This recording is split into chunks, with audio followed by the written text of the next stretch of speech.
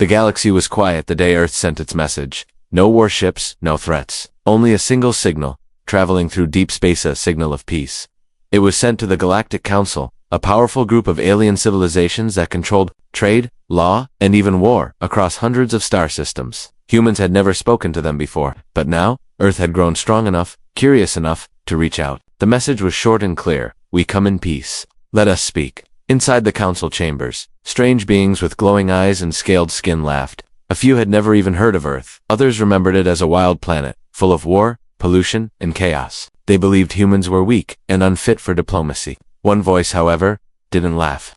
Commander Vecker of the Krail species watched the signal replay again and again. To him, peace from a planet like Earth was not a gift. It was a warning. Well, the council debated. Earth waited. Days passed, then weeks.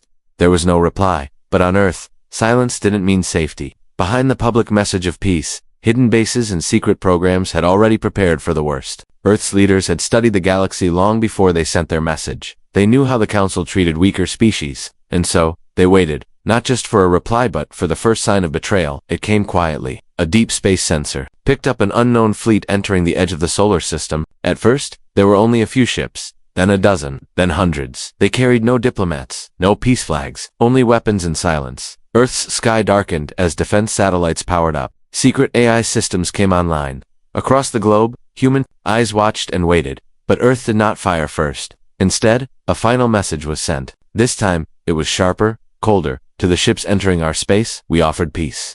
This is your last warning. Turn back now. But the fleet did not turn. It moved closer. The Krail had made their decision. The council would not stop them. Somewhere, deep beneath the oceans, a human officer looked at the data and whispered. They answered peace. With war, above, the stars began to shift as Earth's defenses locked on. The countdown had begun, and the galaxy was about to learn what humanity really was. Asterisk. The fleet crossed the outer edge of the solar system without a word. It moved with purpose, quiet, confident, and cold.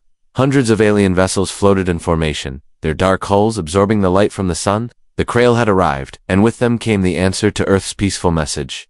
On Earth, the world watched. In silence, news channels showed the alien ships slowly approaching. In cities, people gathered in streets, eyes fixed on sky screens. Children asked questions their parents couldn't answer. Governments remained calm on the surface, but beneath that calm was movement, calculated, quiet, and fast. Earth did not respond with fear. Instead, deep in command bunkers and orbiting stations, something older than the fleet awakened, something made not of anger, but of preparation. Earth had not sat idle. After sending its first message, it had trained, built, learned. The world had become a single mind, and now that mind was ready. The Krail expected confusion. They expected Earth to panic, to fire wildly, or beg. But what they met was silence. Not weakness, just quiet focus.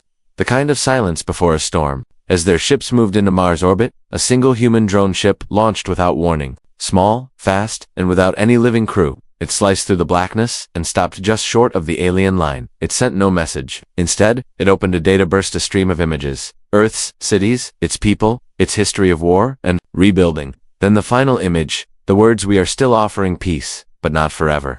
The drone turned and headed back toward Earth. The Krail ignored it. They saw no threat in something so small. But as they prepared to move forward, the lead ship's sensors began to fail. Screens flickered, signals were lost. In seconds, the great ship's systems shut down. No fire, no attack, just darkness. What followed wasn't chaos, but uncertainty. And for the Krail, uncertainty was worse than fear. They began scanning wildly, searching for the source. That's when they saw them. Dozens of human crafts rose from the moon's dark side, ships the council had never seen. Long, sharp designs. No windows, no pilots. They didn't shine, they absorbed light. They moved like shadows, and they moved together. Quiet, perfect, predictable. The Krail opened a channel, finally ready to speak. But before the message could be sent, one of their own ships vanished. Not exploded, not damaged. Gone. Earth's silence remained. No words, no demands. Just action. The Krail commander barked orders, trying to form a defensive grid. But the more they moved, the more systems failed. Their technology, once seen as the pride of their empire, was being unraveled by something they didn't understand. Back on Earth, inside a secure command facility, a woman named Director Halen watched the incoming data stream. "They're testing us," she said calmly. "Let them." At her command, Earth launched nothing. No beams, no projectiles. Just another wave of silent ships, this time from Earth orbit. They moved slowly, surrounding the fleet, but never firing. One Krail officer whispered, "They want us to strike first." He was right. Earth was giving them every chance, every moment to turn around. But every second they waited, Earth's advantage grew. The longer the Krail stood still, the more they were being studied, understood, and surrounded. The peace Earth had offered was not weakness. It was a gift, a last chance. And now, as the alien fleet drifted deeper into Earth's space, that gift was quietly being taken back. The Galactic Council was never quick to act. Their meetings stretched for days, sometimes weeks. But this time, things were different. Reports came in from multiple sources, data fragments, disrupted signals, and confused whispers from the Krail fleet. Something was happening near Earth, and it wasn't what anyone expected at first.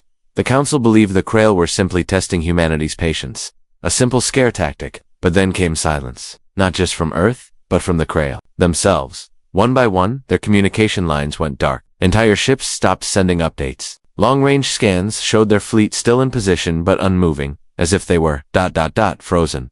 Council members began to argue. Some demanded more ships be sent. Others called for peace talks. A few, older and wiser, simply listened. And what they heard in the silence was something far more dangerous than war. It was calculation. Earth wasn't attacking wildly. It wasn't begging. It was waiting, watching, planning. In a hidden corner of the galaxy, a Council intelligence agent named Rysis uncovered something unexpected. She had been tracking Earth's movements for years, studying their broadcasts, decoding their strange art and language. What she found now sent a chill through her. A data packet buried deep inside a forgotten database showed an old exploration mission near Jupiter. It had been dismissed at the time, just strange energy readings, but the signature matched a long-lost civilization, a race older than the Council itself, a race that vanished without warning, leaving only ruins behind. Those ruins, it seemed, had not been destroyed. They had been hidden, and Earth had found them. Back near Earth's orbit, the Krail's lead science vessel picked up strange signals from the moon's far side. It wasn't just military activity, it was something deeper. Energy readings unlike anything in Council records. The patterns matched ancient symbols once found on a dead planet beyond. Sector 9. Patterns that spoke of advanced gravity control, AI consciousness, and energy beyond fusion. Inside one of Earth's underground labs, a massive circular device pulsed with light. A sphere of metal floated in the center, spinning slowly. Around it, human scientists and silent machines worked side by side. No words were spoken. The system had already calculated everything. This wasn't Earth's only defense. It was something more, a gift left behind by something far older. Earth hadn't created all of its power. It had inherited it, and they had kept it hidden. For decades. Above the planet, the Krail finally moved. They attempted a low-level scan of Earth's surface. But something pushed back, not a weapon, not a signal, just pressure. As if space itself resisted their eyes. One Krail technician muttered, "This planet, it's not what we thought." They were right. The small, chaotic blue planet they had mocked now held technology even the Council didn't fully understand. And Earth had never tried to use it to conquer, to expand, or to demand. It had only asked for peace. And now, because peace was ignored, the silence was growing deeper, heavier, more dangerous. On Earth, a signal was sent again, this time not to the fleet, but across the stars, aimed directly at the Council. No words, just a code. It translated to, "We have shown patience. We have given warning. This is not the path we wanted." In the Council chambers, Risa stood slowly. "They're not threatening us," she said. "They're informing us." The room fell silent. Back near Earth, the Krail made one final move. A ship powered up its main cannon, preparing to fire a warning shot toward Earth's orbit. And then, the stars shifted. Something moved behind the moon, something vast. Not a ship, not a weapon, a shape, a shadow. And for the first time in 1,000 years, the Krail hesitated. The stars did not blink, but something among them moved, a presence. Large and slow, rising behind the moon's curve like a sleeping thought, finally waking up. The Krail fleet halted mid-maneuver, their screens filled with shifting mass and light distortions. This wasn't a ship, at least not in the way they understood ships. It had no thrusters, no visible weapons, no heat signatures. Yet it cast a shadow across their sensors, and space itself seemed to bend around it. For a few long seconds, no one spoke. Not on the Krail bridge, not in Earth's command stations, and not in the quiet chambers of the Council. Something ancient had stirred, and the galaxy could feel it.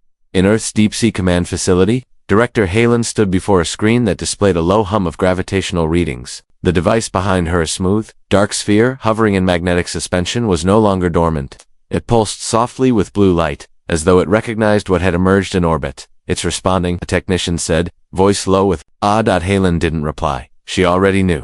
The object they'd found decades ago wasn't just technology, it was a key. And what lay above Earth now was the door. The Krail, still hovering in high orbit, made their decision. A single ship, one of the larger cruisers, charged up a low-energy beam. It wasn't meant to destroy, just to scan the shape and perhaps force a response. But the beam never reached its target. It bent mid-flight, curving unnaturally, as if the space between had shifted. Then came the sound, not heard with ears, but felt. A low frequency that traveled through matter and mind. Some Krail officers grabbed their heads, a few collapsed, but it wasn't pain. It was language. Something was speaking. On Earth, the AI system known as Sentinel came online. Once silent, it now projected a single sentence across every human in Council frequency. This is not a weapon. This is memory. At first, no one understood, but then Sentinel explained. The object behind the moon was part of an ancient defense network, left behind by a civilization long gone. That civilization had once faced the same question Earth now did: what do you do when peace is refused? And they had created this guardian, not to destroy, but to remind. The Krail didn't understand. They believed strength meant power, and power meant control. But Earth had activated something that responded only to restraint. It protected not from hate, but from arrogance. Yet even knowing this, the Krail leader gave a final order. Ready? Their primary weapon. If this strange structure refused to speak, they would break it. But they were too late. The moment the Krail fleet armed their weapon, the object behind the moon shifted. Not suddenly, not violently, it simply changed. Its surface folded inward like petals turning in slow motion, revealing a glowing pattern of energy, lines, geometry, older than any known script. And then, without firing, without moving forward, the lead Krail ship simply vanished. No fire, no explosion. 1 second it was there, the next it wasn't. Space rippled in its place, then went still. Panic spread through the remaining fleet. Commands were shouted. Engines roared, but nothing happened. Their ships wouldn't respond. Navigation froze. Power dropped. Every system, one by one, went dark. Earth didn't touch them. It didn't fire. The Guardian didn't even aim. It just watched. And in that silence, the Krail understood what Earth had meant all along. Peace was never weakness. It was a choice, and Earth had chosen it until the very last moment. Now, the choice was no longer theirs to make. Asterisk in the cold stillness above Earth. The Krail fleet floated like driftwood in a frozen sea, silent, powerless, and surrounded by a presence they couldn't explain. Their systems, once the pride of their empire, were now silent glass. Lights no longer blinked, thrusters no longer hummed. Even their internal communications faded into quiet static. It wasn't an attack. There were no explosions, no forceful energy pulses. Instead, it felt like time itself had taken a breath and refused to let it out. On the far side of the Earth's moon, the ancient construct continued to turn slowly in space, its surface alive with shifting patterns of soft blue light. It made no sound. It made no demands. But its message was clear enough. Inside Earth's main command facility, Director Halen stood before a wall of calm, glowing data streams. They still don't understand, she whispered. Her assistant looked at her. Should we send another warning? No, she replied. That phase is over. In orbit, one Krail science officer tried to bypass the system lock by connecting to a backup AI instead of restoring control. The screen filled with a human symbol, a simple hand raised. In calm, then words followed. You were warned. This is your stillness, not your end. Panic turned to fear. Not because of damage, but because of the precision. Because Earth had done all of this without breaking a single ship, without harming a single life. And still, the Krail were completely helpless. A council envoy, finally arriving at the edge of the solar system, saw the Krail ships floating like abandoned shells. The envoy leader, a being named Solari, watched in disbelief. What happened here? The answer came in a transmission not from Earth, but from the Guardian orbiting behind the moon. This is not revenge. It is reflection. You pushed peace into silence. You mistook quiet for weakness. Across the stars, in the council chambers, arguments broke out. Many had believed Earth to be unstable, unworthy of galactic trust. But now, they saw something else: restraint, backed by capability. A quiet strength they had never anticipated. The council's intelligence officer stood up during the emergency session and placed a hologram of the current Earth orbit for all to see. They waited, they warned, and even now, they have not struck. Ask yourselves, if they were like us, would there be anything left of that fleet? The room fell into silence. Meanwhile, aboard one of the still-functioning Krail observation ships, a young crew member stared out of the window. She had grown up hearing stories about Earth primitive, violent, unpredictable. Now she saw something different. A planet that had asked for respect, and held its fire when it was denied. And then something unexpected happened. One by one, power began returning to the Krail ships, not all at once, but like a sunrise. Lights flickered, consoles blinked, navigation restarted, not fully, not in control, but enough to leave. Enough to return home. It wasn't a punishment. It was a decision. From Earth's orbit, a final signal was sent, not aggressive, not cold. Just a sentence that would echo across the galaxy for centuries. We choose peace again. Do not make us choose twice. The Krail ships turned slowly, forming a broken, humbled line. No fire, no protest. They drifted out of Earth's space, like travelers who had seen something they couldn't explain, and would never forget. Back on Earth, People celebrated quietly. There were no grand speeches, no banners, just relief. And a deeper understanding that the galaxy had changed, because now, they knew. Earth was not alone. Earth was not weak. Earth was awake. The stars returned to stillness. The Krail ships had left Earth's orbit, drifting away like a defeated tide, but the memory of what had happened lingered in the void of silence that held meaning. Across the galaxy, species who once looked down on Earth now watched in stunned disbelief. They had expected fire. They had expected chaos. What they saw instead was control, patience, a quiet kind of power that spoke, louder than any weapon. But the story didn't end with the Krail retreat. In the days that followed, the ancient construct behind Earth's moon did not vanish. It remained, orbiting in silence, slowly rotating, its surface glowing with faint, shifting symbols that no one had fully translated. Earth's scientists studied it carefully, but even they admitted something difficult to say aloud. It wasn't built by humans. And yet, it had responded to them.